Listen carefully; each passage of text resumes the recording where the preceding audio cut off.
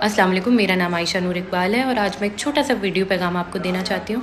मेरे वालिद आफ्ताब इकबाल, जो कि एक सीनियर सहाफ़ी हैं, जिन्होंने कभी कोई कानून शिकनी नहीं की, जिन्होंने कभी फ्रीडम ऑफ एक्सप्रेशन को मिसयूज़ करके हेट स्पीच नहीं बनाया, बल्कि हमेशा निगोसिएशंस और प्यार मोहब्बत, अमन और शांति की बात की है, उनको आज दिन दिहाड़े उनके कमरे से घसीटते हुए 4 वीगो डाले से उतरे हुए अजीबोगरीब लोग ले गए हैं, जबकि उनके अमले ने रेजिस्ट करने की कोशिश की है।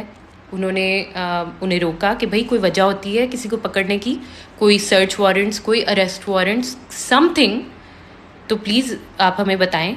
उन्होंने रख के उन्हें थप्पड़ दिए और उसके बाद उन्होंने उन जो बाकी का अमला था, जो साथ खड़े लोग थे, उन्हें कहा कि आप नीचे लेट जाएं वरना हम आपको शूट कर देंगे।